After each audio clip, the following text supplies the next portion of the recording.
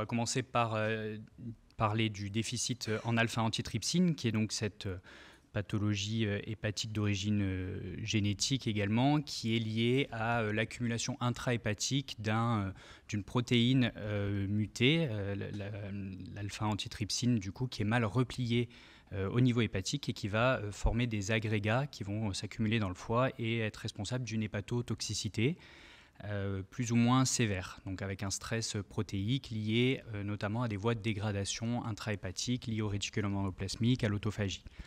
Donc cette hépatopathie va être sévère chez 2 à 3% des enfants et jusqu'à 15-20% des adultes. Donc l'objectif de ces travaux de recherche du laboratoire de Marion Bouche-Carré à Bordeaux est notamment d'identifier les facteurs modificateurs de cette pathologie hépatique, afin d'identifier donc ces biomarqueurs et des cibles thérapeutiques. Donc au laboratoire, il s'intéresse aux différentes voies de dégradation de ce mutant ou variant Z, donc par la voie du réticulum endoplasmique d'un côté et également la voie de l'autophagie et du lysosome d'un autre côté. Donc pour cela, l'approche expérimentale est d'identifier des marqueurs, des gènes candidats à cette différence d'atteinte hépatique, notamment parfois au sein de mêmes fratries. Et puis à partir de ces candidats, ils vont être caractérisés, validés, et puis l'objectif est de développer des marqueurs biologiques, des agents pharmacologiques qui pourraient servir aux patients pour traiter cette hépatopathie. Donc, concernant le protéasome, ce qui a été montré dans le laboratoire, c'est que sur des pièces d'hépatectomie de patients déficitaires en alpha-antitrypsine qui présentaient donc une cirrhose, il y avait une augmentation de l'ubiquitination totale des protéines qui suggérait donc que le protéasome n'était plus fonctionnel chez ces patients déficitaires avec une cirrhose. Alors que sur un modèle cellulaire du déficit en alpha-antitrypsine, le protéasome et notamment son facteur de transcription principal NRF1 était activé dans ces cellules. Donc, il semblait, le mutant Z semblait compenser l'altération de ce protéasome induite par le mutant Z. C'est ce qui a été montré également in cellulo avec, sur des hépatocytes qui exprimaient le mutant Z, une activation d'NRF1 dans les cellules qui exprimaient le mutant Z, associée également à une surexpression de certaines sous-unités du protéasome.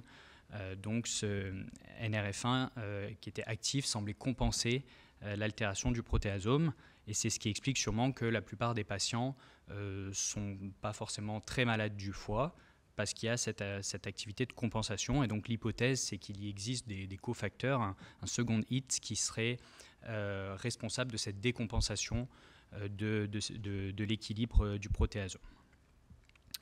Concernant les travaux dans le laboratoire, ils travaillent également sur l'évaluation de l'autophagie et notamment d'essayer d'identifier à quel endroit, à quel moment de l'autophagie la dégradation des agrégats d'alpha-antitrypsine ne se fait pas correctement, et donc d'établir une cartographie des acteurs impliqués. Donc pour cela, ils ont mis en place un crible CRISPR-Cas9 qui, à partir d'un essai qui permet de suivre la voie autophagique liée au mutant Z et d'identifier à quel endroit de la voie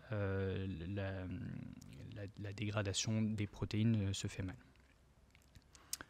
Une autre branche, un autre axe de travail du laboratoire de Marion à Bordeaux est très orienté sur la cancérologie. Et donc, concernant le carcinome hépatocellulaire, les patients déficitaires en alpha-antitrypsine ont un risque supérieur à 20 à 40 fois par rapport à la population générale de développer un carcinome hépatocellulaire. Et ça a également été montré chez les souris, car plus de 80% des souris développent spontanément un CHC.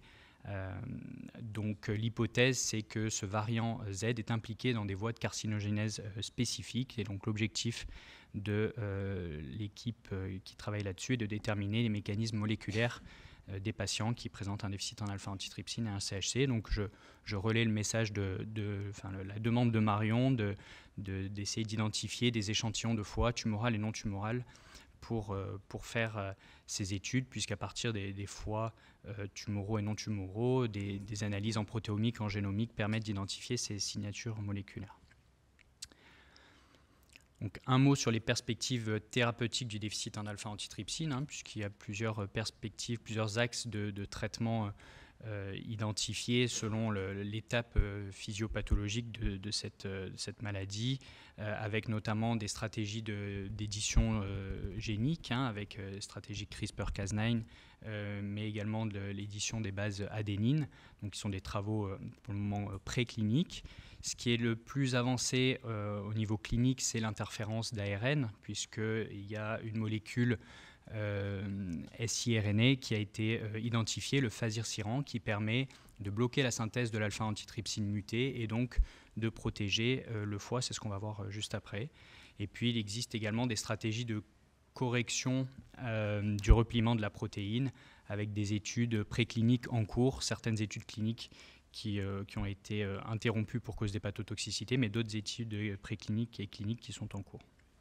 Donc concernant le siRNA, donc ce Fazirsiran qui a été évalué dans cet essai de phase 2, avec un essai de phase 3 qui est en cours, a permis de montrer chez 16 patients une diminution, lorsqu'il était injecté, une diminution significative de la concentration d'alpha-antitrypsine mutée circulant, également une diminution de l'accumulation intrahépatique des agglomérats d'alpha-antitrypsine dans le foie. Et donc, en parallèle de ça, une amélioration du bilan hépatique sur les transaminases, les gamma-GT, la fibrose également. Et puis, ce qui va être intéressant à surveiller, important à surveiller à l'avenir avec ces traitements, c'est le retentissement sur la fonction respiratoire, puisque si on bloque complètement la synthèse de l'alpha-antitrypsine, il n'y a plus cette protection de cette protéine au niveau pulmonaire. Donc, ce qui a été montré dans cette étude, mais avec finalement peu de recul, c'est pour le moment une stabilité de la fonction respiratoire de ces patients. Donc il y a un essai de phase 3, comme je vous le disais, qui est en cours. On sort un peu du préclinique, mais pour dire que c'est en cours avec plusieurs centres identifiés en France. Donc pour le moment, ça ne concerne que des adultes qui ont une fibrose entre F2 et F4, sans autre hépatopathie. Et donc le critère de jugement principal sera d'évaluer la diminution de la fibrose de ces patients, donc sur une étude sur 4 ans, randomisée versus placebo, avec, donc, comme je vous le disais, plusieurs centres sélectionnés qui devraient être activés très prochainement. Et donc, on va surveiller ça de près, c'est très intéressant. Donc, voilà pour le déficit en alpha-antitrypsine. On va revenir sur la recherche plus fondamentale et donc sur les travaux de l'équipe de Bicêtre notamment sur l'homéostasie biliaire et la réparation hépatique, et donc sur ces travaux de pharmacothérapie ciblée des déficits en BSEP et MDR3.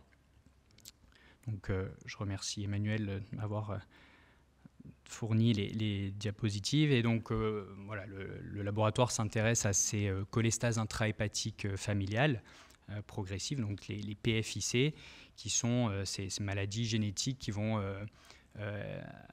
être responsables d'un déséquilibre dans la composition de la bile, notamment par des mutations sur les transporteurs des acides biliaires et les différents composants de la bile. Et donc, ce laboratoire s'intéresse notamment aux transporteurs BSEP et MDR3, qui sont des transporteurs ABC, qui vont permettre d'acheminer les acides, le BSEP, d'acheminer les acides biliaires de l'hépatocyte vers le canalicule biliaire, et MDR3 pour d'acheminer la phosphatidylcholine, et donc qui vont participer à cette homéostasie biliaire. Et donc ces transporteurs ABC vont pouvoir être la cible de thérapies qui sont de plus en plus développées sur ces transporteurs ABC.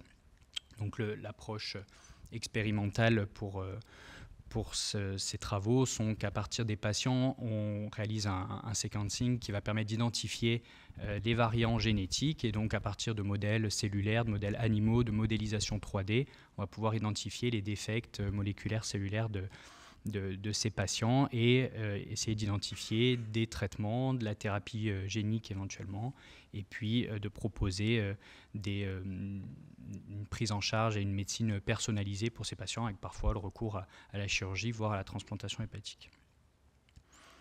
Donc pour cela, différents outils sont utilisés au laboratoire, des modèles cellulaires, polarisés, non polarisés, puis l'expression, la maturation, la localisation cellulaire des différentes protéines sont explorées par immunoblotte, immunofluorescence, et donc la fonction de ces cellules est explorée par la sécrétion de la phosphatidylcholine, le transport du taurocolate, etc. Pour évaluer l'interaction pour évaluer l'interaction entre les molécules, des analyses in silico sont également réalisées.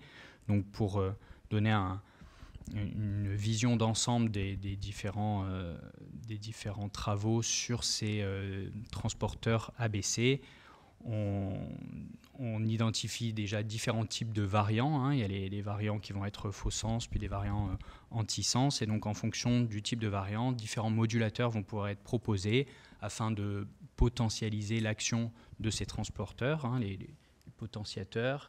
Et puis, on peut également agir sur la correction de l'adressage des protéines du réticulum endoplasmique vers le pôle apical du canalicule biliaire. Et puis il y a également des traitements qui permettent de stabiliser la protéine à la membrane. Donc ces différents axes sont explorés, étudiés dans le laboratoire. Je ne donnerai pas plus d'informations à ce niveau-là parce qu'il y a d'autres présentations qui vont suivre et qui détailleront plus ces différents travaux. Donc voilà, merci encore Emmanuel, et puis bravo au laboratoire qui travaille sur cette thématique et aux collaborateurs. Et enfin, un dernier axe de recherche qui concerne une autre pathologie du réseau, c'est le syndrome d'Alagille. Et donc ce sont les travaux du docteur Dupuy-Williams, également à Paris-Saclay, qui a mis en place un modèle biomimétique de tube biliaire pour l'analyse du syndrome d'Alagille. Le syndrome d'Alagille, c'est un syndrome génétique, autosomique dominant, qui est une maladie multisystémique avec notamment au niveau hépatique une paucité des voies biliaires qui va se manifester par une cholestase, un prurite parfois très sévère et une évolution qui peut être fibrosante. Et donc, l'origine, le substrat physiopathologique de l'atteinte hépatique est un défaut d'organogénèse du système biliaire. Donc il existe déjà un modèle de souris de ce syndrome d'Alagille qui a été établi par l'équipe d'Emma Andersson en Suède, mais au laboratoire du docteur Dupuy-Williams, ils ont mis en place un système, des systèmes biliaires simplifiés qui permettent d'évaluer les capacités de tubulogénèse des cellules biliaires et de leur micro-environnement. Et donc c'est ce qui est montré également là dans le syndrome d'Alagille, puisque ils ont montré qu'en inhibant la voie Notch, qui est la voie impliquée dans ce syndrome d'Alagille, on observait finalement ce que l'on voit chez les patients qui ont un syndrome d'Alagille, c'est-à-dire des tubes biliaires, une formation de tubes biliaires qui est moins efficace et donc une paucité des tubes biliaires lorsqu'il y a une inhibition de cette voie Notch, des tubes biliaires qui vont être également plus étroits avec une lumière également restreinte. Donc ces travaux confirment la physiopathologie que l'on voit au niveau du syndrome d'Alagille avec un effet dose-réponse de cette inhibition pharmacologique de la voie Notch. Donc les travaux s'orientent maintenant sur l'étude des mécanismes impliqués pour identifier les cellules impliquées dans ces dysgénésies biliaires. Donc voilà pour un rapide tour d'horizon des différents projets de recherche sur les pathologies du réseau. Donc je reste à disposition pour répondre aux questions, mais surtout pour vous orienter vers les différentes équipes et différents chercheurs qui travaillent sur ces différentes thématiques. Merci.